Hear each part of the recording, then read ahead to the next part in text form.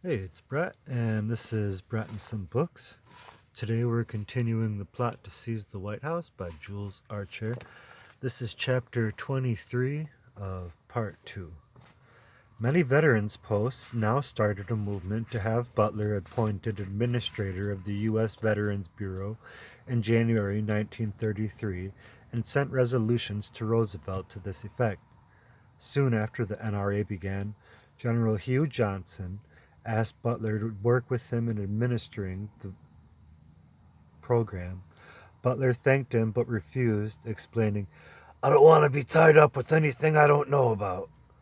Meanwhile, he watched with fascination the swift unfolding of developments in the New Deal from the time Roosevelt declared it at his inauguration on March 4th, 1933. "Let me assert my firm belief that the only thing we have to fear is fear itself." Next day, the new president proclaimed a national bank holiday and embargoed the exportation of gold. The famous 100 Days Congress, in a special session called by the president, swiftly enacted into law the principal policies of the New Deal. As the American people stirred with new hope that at last the government was beginning to fight the nightmare uh, depression, Butler noted with satisfaction that the bankers and industrialists of the nation were horrified. Meanwhile, between July and December, he had been pursued and wooed by Jerry Maguire, the bond salesman for Grayson MP Murphy and Company, who had sought to enlist him in the schemes of the financial group he represented. It was with some relief that he was temporarily freed from these persistent attentions on December 1st, when Maguire went abroad on an unexplained mission for his backers. Early in December 1933, Butler began touring the country for the VFW and made headlines by speaking out with characteristic bluntness to attack the leadership of the American Legion.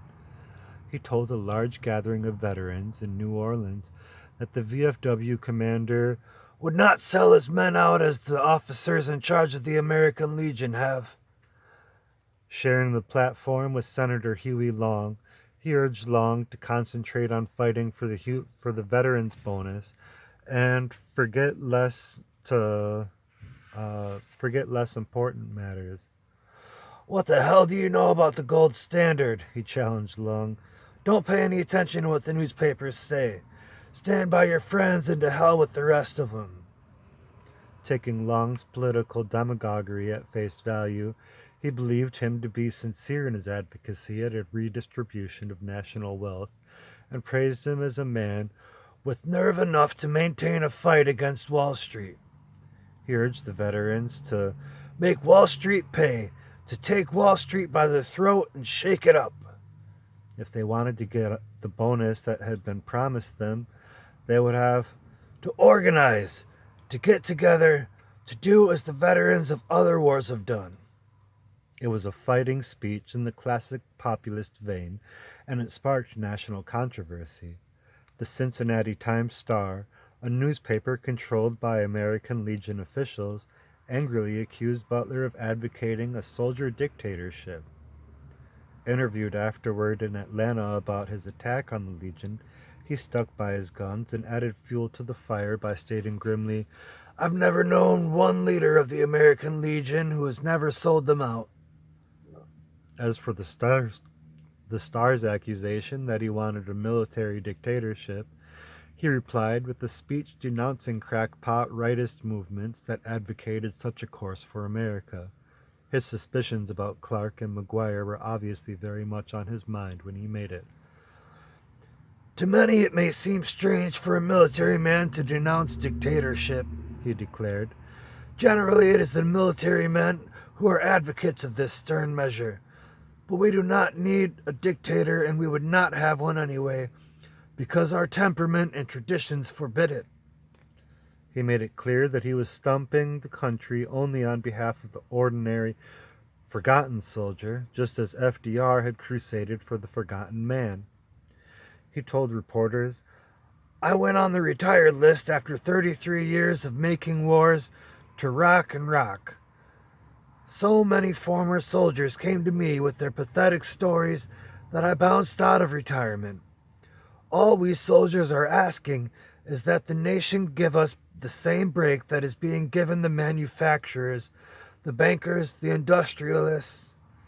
Jimmy Van Zant and I are going around the country trying to educate the soldiers out of the sucker class. If American legal officialdom was furious at Butler's charges, the rank and file were not. Typical of the barrage of fan mail cheering him on was a letter from Los Angeles legionnaire. Every word you say is true, and I, as an ex-soldier and one of the rank and file, respectfully request that you assume the active leadership of the ex-servicemen. These 5 million men and their families need you for a leader and will stick with you through thick and thin. Their families, the leadership of the American Legion voice actually the opposite of the true wishes of the membership. Sir, the ex-serviceman of the United States is at your command. But Butler's first bombshell was mild compared to his next broadside against the establishment, made in his Atlanta speech at the VFW the next day. The New York Times featured it the next under the headline, General Butler lays war to bankers. War was largely a matter of money, he told the veterans who had gathered to hear him. Bankers lend money to foreign countries, and when they cannot repay, the president sends Marines to get it. I know. I've been in 11 of these expeditions. The world was not yet through with war, he warned. But we can help get rid of it when we conscript capital along with men. He pointed out that soldiers who went through the horrors of war were not the same when they came back, adding vehemently, we ought to make those responsible pay through the nose. That was why the VFW was calling for immediate payment of the soldier's bonus, in addition to compensation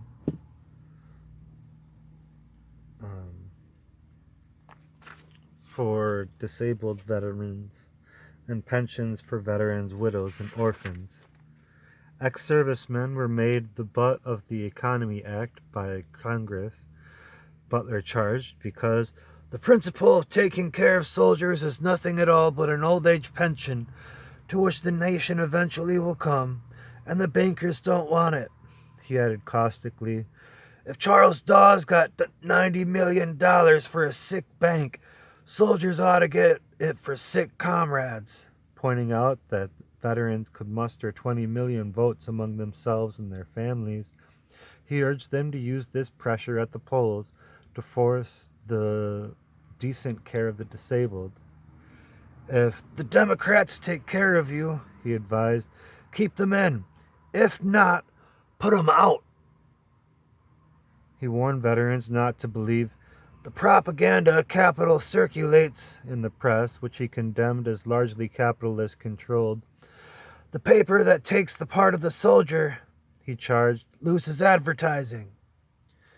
His concern for disabled veterans was not mere rhetoric. He met many of them in the 18 veterans' hospitals he visited during his tour of the country. His walks through the wards to talk with them filled him with an angry grief.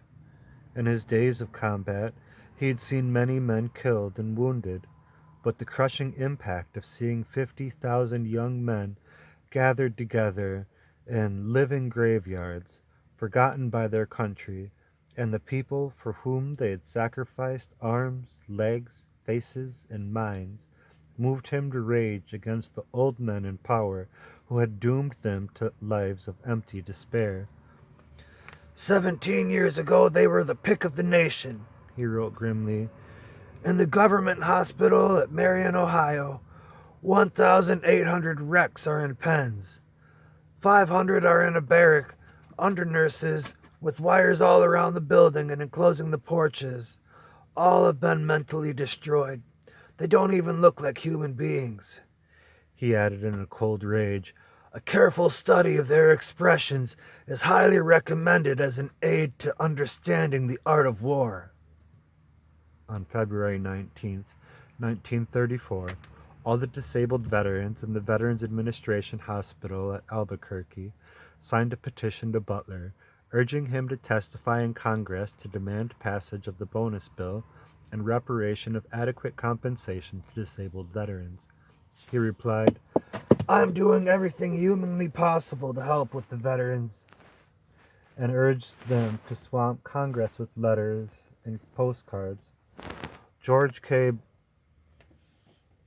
Brobeck, legislative representative for the VFW, wrote to Butler, "Every member of our national staff is deeply appreciative of your fine cooperation among the..." Well, you're so helpful, Nadia.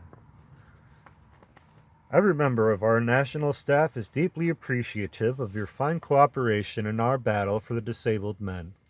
I can think of no greater service that America's military leaders might dedicate themselves to than the one you have carried on so unceasingly, and I wish to repeat what Admiral R.E. Kuntz said to me the other day. You always know where Butler is, and whether you like it, he is always on the level.